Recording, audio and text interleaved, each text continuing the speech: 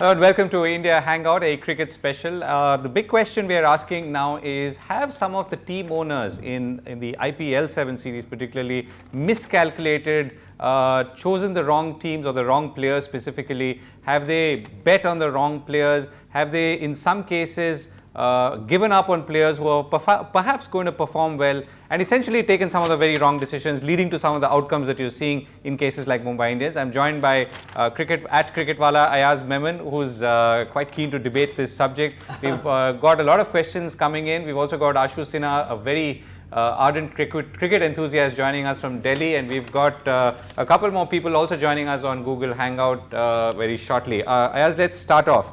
So, there are some cases which seem pretty clear, right? In Mumbai Indians, for instance, Maxwell, Dwayne Smith, Dwayne Smith, Michelle Johnson, all of whom were in Mumbai Indians earlier, were ejected, have now joined either Kings 11, Chennai Super Kings, and all performing way beyond what they were. Yeah, they are. I mean, look, there's no way of knowing how a player will perform in the next season. So you have to punt. You take a punt. It's almost like a cost-benefit analysis that you do prior to actually, making a purchase. And then some things blow up in your face. It seems to be happening with Mumbai now. Some things are a little inexplicable, difficult to understand. Because, for instance, Glenn Maxwell, Mumbai Indians paid $1 million for him last season, in the previous auction, and then they virtually didn't play him, played him in the Champions League more than in the IPL, and then they offloaded him, and he's come back more mature, riper, richer as a cricketer, and is causing mayhem. So have they missed a trick? So before we come to why it's happening and what are the consequences of this, which are the other teams? Give us a few more examples. Delhi, Punjab. So it's been an interesting approach, tactically, strategically. Mumbai Indians, Chennai Super Kings, even Royal Challengers Bangalore, Rajasthan Royals, they've opted to retain 5 players each, which is the maximum you're allowed. Punjab Kings 11 retained only 3, of whom actually 2 they haven't played at all this season. So why did they retain those players is a question mark. But even so, they've retained. Delhi went in for a completely radical approach. They changed all their players because they were either fed up or they didn't see value. So different approaches by different teams. And it seems to be kind of a mixed bag, the results, except Mumbai has been faring very badly. It looks it looks even worse because they are the defending champions. Correct. If they were not the defending champions, you would say, okay, they made a mistake. But they had a team which had won, and then they went in for these changes. So when did the last round of big changes happen? It happened in February this year. No, and the one before that? The one before that actually was in 2010 end. Okay. So for 4 years you've had roughly consistent... Before the 2011, 3 years. Yeah, for 3 years we've had roughly consistent teams, and then obviously all the owners went for a rehaul, which has not worked largely. Not all the owners have gone for rehaul. Or the ones we're talking about? Yes. Okay. Yes. Okay, so let's get some views in. Ashu, I know you are a keen student of cricket and IPL. What's your sense? Why is Mumbai Indians doing the way it is, and is it because of all those ejections that we saw? Partly, definitely, Govind. But it's hard to challenge what Ayaz is saying. I mean, he follows cricket every day, and more than just like a cricket fan like me, he does it professionally. So obviously, the point that he's making is absolutely correct. But the very basic point, I would also think, in addition to that, that's been some bad luck. If you were going to say that, RCB, for example, they're not doing very well, the odd match they've let, slip and go. They've had a bad luck with Chris Gayle not being there. For Delhi, Kevin Peterson has not been there, again, out due to injury. Some of those bad things. Viren Sehwag, I mean, he's, if I may use the word, kicked out of Delhi, and he goes to the next team and he continues. I mean, his last match performance was his best in 13 matches at 37 runs. You don't expect that from a Sehwag. So in some cases, it's just not worked out for some players. But look at some of the surprise bowling. I think Karan Sharma has been doing well, the leg spinner. Nadeem has been doing reasonably well. But we've not had that big spark, I would think, in IPL 7 yet, compared to what it was last year. I mean, 175 from Gale, a couple of innings from A.B. de Villiers. we'd remember. Okay. So that spark is still right. missing. Okay. Sanjay, what's your sense? Has there been some strategic errors in by some of the team owners in the way, and did they sort of bet too far, too fast, or too soon? Yeah, I think it's a bit too early in the season to make major comments here, but I think it's very similar to every year. Last year or 2 years ago, Yusuf Pathan was a big buy by the KKR, and he has just not delivered for them over 2 years. This year, I think the biggest disappointments as a Bangalore fan is obviously Yuvraj and the amount of money that was spent to get him in, and he's had one innings and it's just completely looked all at sea. And De Villiers has delivered yet much, but we're pretty confident he will over time. I think the plus for RCB has been in the bowling, right? I think that's been a really welcome, event to see. Mitchell start performing the way he had, and Chahal, who was dropped by the others. I think the general thing we are seeing, if you see Vinay Kumar or Govindraj Chahal or others, anybody who was dropped from one side seems to have done very well wherever they have gone, right? But those who were paid big bucks have just not performed yet. Got it. So, Ayaz, you want to respond? And Sanjay and Ashu, if you have any questions for Ayaz, please shoot. Yeah, I think, look, just to, having heard both Sanjay and Ashu, look, T20 is a lottery and we don't know exactly what will work. Yeah. So, therefore, apart from Chennai Super Kings, out of 6 finals, they won twice. They've been in the finals 5 times. They've been the most consistent team over the last 6 years, and they're doing extremely well this year. Otherwise, you've had a different winner every time. In the World T20 Championship, you've had a new winner every time. So T20 is very difficult to predict. Also, which player will work, will click, will not, is almost like a gamble. Having said that, I think that there are certain virtues which stand out and which have been, for instance, in Chennai's case, Chennai Super Kings, their virtue has been a solid core group of players which they haven't changed. They've not even bothered to even kind of mess around with them. The only player of repute they've actually lost over the last maybe 6 years, this season, actually there are 2. There's Mike Hussey, who's actually 40, he retired from international cricket, and there was a certain price beyond which they were not willing to pay. Right. The other is M. Vijay, Murli Vijay, who's gone to another team. Otherwise, they've been able to retain their core, and they've been able to add on some really solid value players like Dwayne Smith, like Dwayne Bravo, who are giving them results. I think in the T20 thing, if you have to punt, if you have to gamble, if you have to strategize, it's not just the name or the stellar value of a player like a Yuvraj. He may still come good, but as yet he's struggling, or a Sehwag who's a lot on past reputation, or Yusuf Pathan. It's the composition of the team. You need to have enough batting depth, bowling depth, and brilliant fielding. Right. And Punjab seem to have got it right in their selection without spending too much money. Right, but is it because of well thought out strategy, or is it more? I think it is. Who they've got this season is somebody who's played decades of domestic cricket. Because let's not forget that in any match you can play only 4 foreign players and 7 have to be Indians. So the Indian quotient has to be very good. And Punjab with Sanjay Bangar as their coach and as their selector, so to speak, have got it right. Okay. And they picked up guys like Mitchell Johnson and Glenn Maxwell, who somehow Mumbai didn't want to retain for whatever reason. Got it. And okay. They're producing the results. Ashu, you had a question for Ayaz? Yeah. I wanted to ask Ayaz, if you look at the way Punjab has been this year, 2 people who've really fired has been David Miller and of course Glenn Maxwell. Is this the time when players or rather team owners are realizing that the more specialists you have rather than the dibbly dobblers, as Jeff Boycott would say, is it the time for more specialists, Ayaz? It's a mixed bag again. I'll tell you why. The 2 best cricketers or the 2 best batsmen in international cricket today across formats by common consensus are AB de Villiers and Virat Kohli. I mean, they may not have really done too well as of now in the IPL, but in test matches, in ODIs, in T20s, these guys are the best. So across formats, but you also need specialists. I buy that point. You look at Glenn Maxwell, you look at David Miller, they are limited over specialists. They're not test match specialists, and they seem to be going from strength to strength.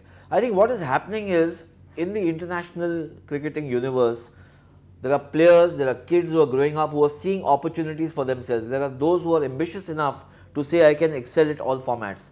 There are those who are setting their sights on shorter, I mean, it's a narrower kind of a thing. So Cheteshwar Pujara would want to become a great test player first and then the other things, while a Glenn Maxwell and David Miller are saying, let me first, earn my renown and do well in the limited overs format, and let's see if I can get into the test match scene. Okay, Sanjay, do you anything that you want to pose to Ayaz here? Yeah, I actually have two different threads. I'll just start with one. Do you think by the way, it's great to be on a hangout with you. I'm a long-time fan of yours. It's really so. The question I had was the whole move to the UAE. So do you think some of the teams like both RCB and Mumbai Indians miscalculated when they were picking their teams? And does the venue have anything to do with the bad starts that they've gotten, and did the other teams plan better? Yeah, I mean, it's a difficult question to answer. The venue make a difference to all 8 teams. They're playing it in the UAE, all 8 of them. It's not just a few of them. I think in RCB's case or Bangalore's case, the absence of Gale is making a difference. But they've got a pretty power-packed top order. They've got Virat Kohli, they've got AB de Villiers, they've still got Yuvraj Singh. They should do far better than they've done. Being bowled out for 70 was a horror story. Where Mumbai is concerned, I don't know what the issue is. They seem to be either too loose or too tense. They're defending champions. They've let go of a few players. It seems to me a little, kind of a confused approach and strategy as to how they should go out and play. They've retained some good players like Lasith Malinga, I think who's great value. Still, I'm not so sure whether Mike Hussey at this point in time is really of great value, because he's not playing international cricket. He's been out of the scene for a while. He's come from Chennai after 6 terrific seasons. Does he still have the motivation? Does he still have the hunger and the desire? We'll have to wait and see. It's not about his commitment. It's just that, he may just be past his sell-by date. So, I don't know if they've got their selection right. Right. Sanjay, you had another question or theme you were saying? The other question I had was the other 2 teams that we have not talked about, who have consistently taken sort of this money ball approach. One being Rajasthan Royals, and to a slightly lesser extent the Sunrisers. Right. Rajasthan has started off like they normally do. They win a few. It's a solid team overall. I mean, they've had a few close defeats. How do you see them performing this year, and have they got it right this time again? Yes. Look, I think Rajasthan is, for my, to me, after Chennai, the best performing team, most consistent over the last 6 years. It's because they've got their, I think, fundamentals very right. In that sense, they're not a very high profile team like Mumbai or KKR or Chennai or some of the others. They've also always gone for value for money players. They've retained a few players who actually have been pretty happy to be retained also, like Ajinkya Rahane, Sanju Samson, Stuart Binney. These are not guys who you would talk of in terms of $1 million, purses, but they're there. Shane Watson is a match with. So what the idea is that in batting and in bowling, you need to have, suppose you retain 5 players, they should be either 3 bowlers who are match winners or two batsmen who are match winners, or the other way around. And they should obviously go out there and win matches. I think Rajasthan have got a very good combination also. As what we've seen so far in the first 12-13 matches, to me, the best performing teams seem to be obviously Kings 11 Punjab. They haven't lost a single match. I thought they were only very strong in batting, good at chasing runs, but they've come back very strongly. They bowled teams out cheaply and chased down smaller targets also well. Chennai Super Kings, they lost 1 match to Punjab despite scoring 205, but they've regrouped very well. And the third team which appeals to me is Rajasthan Royals. I think they've got the right blend, youth, experience, good combination of bowlers and batsmen. And then there are the peripheral players. I think that KKR are looking very strong after that dramatic win over Bangalore. Bangalore seems to be kind of in a limbo, surprisingly. They need to do some hard work there. And Mumbai, I don't know what they need to just find their mojo. Okay. Ashu, you had a question? Yeah, I wanted to, Ayaz also asked about the role of spinners. there are always two camps. Some people saying that, one mistake or one wrong over by a spinner really kills a game, because that's where the momentum shifts to the batting side. But the spinners, if you look at even relatively lesser known names like a Nadeem, doing reasonably well. Karan Sharma I named earlier. I think he's doing reasonably well. Sunil Narayan continues to be top of the heap as far as wicket taking is concerned. The spinners, are they coming to terms with the game and now making their presence felt? Is that a sense that you get? Look, I'll tell you, there's one of the greatest and the biggest myths of cricket is that the spinners are the easiest to hit. I think it's a myth that has actually never stood the test of time or of any scrutiny ever. It's not so easy to hit a spinner just because the slow bowler bowls the ball slowly. It's very difficult when you're playing a fast bowler. Actually, at any level that you played, you can use the pace of a fast bowler and score runs, quicker. For a spinner, the batsman has to make the effort to play the shot, hit him out of the ground or to the boundary or whatever else. And I think what's happening with the spinners, barring Lasith Malinga actually, and maybe a Mitchell Johnson who's coming into his own now, Varun Aaron who's done very well, it's Sunil Narayan, it's Karan Sharma, it's Amit Mishra. It's all these slow bowlers and especially leg spinners who are supposed to be, the easiest to hit because it's difficult to control leg spin. They are successful here. So what it tells me is that while it's still a batsman's game, the bowlers are thinking of ways and means, they're improvising, they're working out variations to get batsmen out, and more so the spinners, because they seem to run a handicap race. But if you look at the records, they're not actually running a handicap race. Even if you look at test match cricket, the highest wicket takers are two spinners. It's Muthiah Muralitharan and Shane Warne. So, Ayaz, the larger question also is, to some extent, there are the team selectors, because we started by saying, are some of the team owners getting it wrong? Right? So, I guess they're looking for, and they should be looking for returns on the investment. But like in any business, you've got to invest and then hold, right? So, are they, because they're perhaps new to this whole business, not getting those subtleties, or not even subtleties? I mean, these are facts of life, so to speak, right? It's a very difficult thing to do in a cricket match, in a T20 format, to predict or to pick the right kind of combination which will win consistently. First of all 8 teams seem to be fairly evenly matched. You've had some very close matches, some one-sided matches, but by the time the season ends, you'll find that there will be many more topsy-turvy results. Let me give you an example. It's unlike the EPL. I mean, this season, you found that Manchester United is finishing rather low, maybe 7 or 8. But otherwise, at the start of any EPL season, you can say out of all the teams that play, which will be the top 4 or 5 or 6, because they've got the best resources, the best players, they've spent the most money, they've got the best coach and whatever else.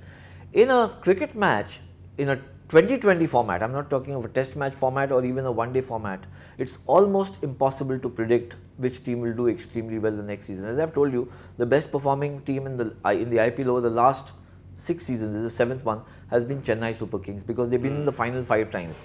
But all the others have been up and down. Just to give you an example, in the first season, the bottom place team was Hyderabad. In the next season, they were the winners. So that's how dramatic the turnaround can be. So what's the moral of the Chennai Super Kings story then? If you're saying that they've been the consistent team composition, or the most consistent team composition, and the people behind it. Yeah, strange as it may seem in the current environment, when there's so much said about the owners of Chennai Super Kings and the captain and the controversy surrounding N. Srinivasan and the team itself and whatever else, they seem to have the most solid, pragmatic management, which is, I think, from the outside, very non-intrusive. They've got a bunch of good professionals like Stephen Fleming, Steve Rickson and some of the others to do their jobs. They've got a good core team. They've had Mahendra Singh Dhoni, who's been captain from day one till now. 101 matches he's been captain. The core team is still pretty much the same. Something is working there. If you were to compare it to football, soccer? So I think it's the closest that you can think to a blue ribbon team. Okay. The Chennai Super Kings. I'm not talking in terms of value and profile. No, that's but in terms of performance, they've been perhaps the best performing team. In many ways, some of the other teams have been like what Real Madrid used to be in the old days. That they would buy the best players from everywhere and still not go on to win. Because they wouldn't function as a unit, or they wouldn't have time to come and start functioning as one team. Various factors. So they seem to have sorted it out now. I think it's not just collecting a bunch of 11 stars which will give you a star team. And you're raising some very fundamental issues, right? I mean, which goes to, I mean, not just cricket, but for any such performance team, etc. Sanjay, you're the venture capitalist here. How would you build a team and how would you back them if you were to back them in a high stakes game like this? I was just thinking about exactly what you were saying, right? And, a lot of my portfolio companies, when they are building the teams as well, we're really making these choices. Do you get really a seasoned, overpaid entrepreneur, executive from the industry, and do you, or do you, how many superstars do you get, or do you take a Rajasthan Royals model of really just getting a strong leader and, a strong support team and building the team? And it really seems very, very similar for me because this is how you build companies as well. But obviously the stakes here are very high, and the cost of not succeeding is extremely. So okay, so are you in some ways is there the reverse model, as in what not to do, which is to sort of keep flipping teams every year or so? No, I think the thing is, the reason why Chennai Super Kings has been successful is because they got it right the first time, and then they just held on to that team. They've clung on to it for dear life, right? That's why they've consistently been there, because they got it right the first time. And the others have been struggling to get it right, and therefore they've been thrashing and trying different strategies because whatever they have has not been working. Which is also what you do in a corporation, right? If it's not working, then you look to change the team, probably get a new CEO, try to shake things up a little bit. But if things are working well, you don't fix it if it ain't broke, right? So I think the analogy is very, very, very interesting. But I think the teams that are not doing well will continue to try to experiment till they can win that success. Yeah. And they should. Right. Ashu? Yeah, I wanted to make a point, going from, the worldview that I come from, and you're very familiar with as well. In business, usually when a promoter hires a professional CEO, he gives him the space to build his own team and gives him some time to perform. I think it holds true for a sporting team as well. The way you build, or a team would build value, is by letting the team perform, getting the right people in. And as Ayaz said very correctly, that it's not necessary that you need to have all stars only. You need to have the right wheel at the right place. The cogs should be working together in unison. While it's easy to say that Chennai has succeeded, I would also say that Rajasthan Royals, without spending as much money, has done a very good job of it. And hats off to Rahul Dravid for the way he is, mentored the team while he's been there, and now as a non-playing person, the way he's been there. So I think that is another point that I'd like to make. And that long-term thing is very important when companies which are backing teams or the investors which are backing the teams look at it. I mean, take the example of HDFC Bank, for example. I just finished reading that book by Tamal Bandyopadhyay, and precisely the point that Aditya Puri has been the longest serving chief executive of a bank in India, and look at the valuation for HDFC. It's the most valued Indian bank and the most profitable as well.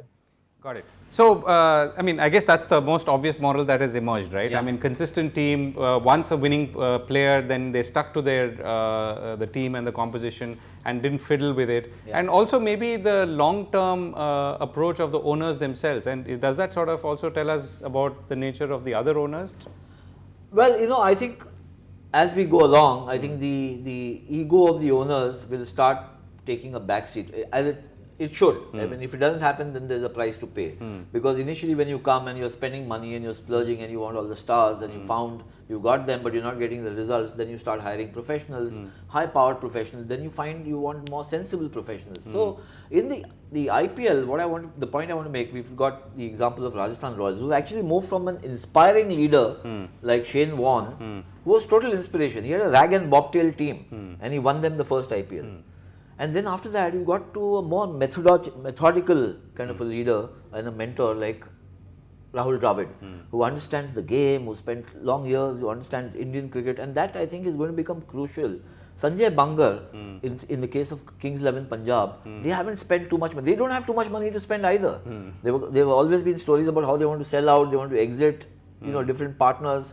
It's not happened, but they've gone about it very sensibly this year in picking the right kind of players. Ultimately, the urge to just get foreign talent, big names, is not necessarily the So the you're route to also success. saying, I mean, and you've also said in some ways that therefore this is more about smart spotting rather than blowing So money. therefore, somebody like Sanjay Bangar, who's covered and played domestic cricket so long and is there as a talent scout, he can pick players who might be of value 2 years from now.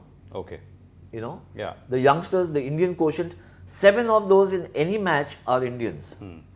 Now, India, your main team, the national team, does not have 7 into 8, 56 players who are of top-notch quality to represent each team. Right. You probably have 12, 15 players who are top-notch players.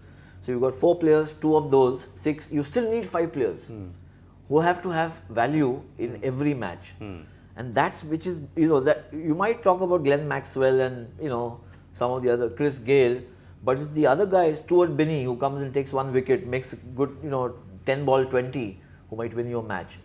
Are you getting those players also right?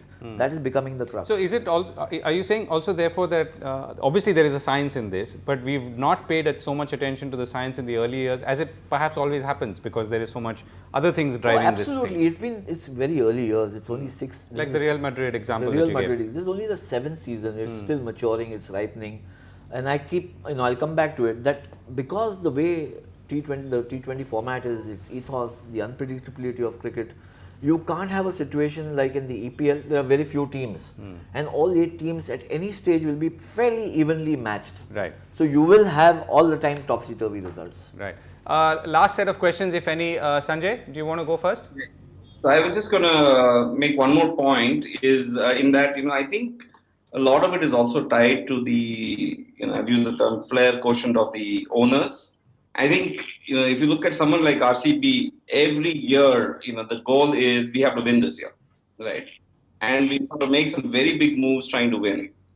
Whereas I think someone like Rajasthan Royals is really just trying to build this, brick by brick and just build a very solid team and not necessarily, take the stance that we have to win. And I think that puts a lot of pressure on the players in, with the larger, where the owners tend to make the stakes very high, and I think that eventually tells. I see the Rajasthan players seeming to have a lot of fun when they're playing, and I would like to hear Ayaz's view on does he see that also, or is it just coincidental?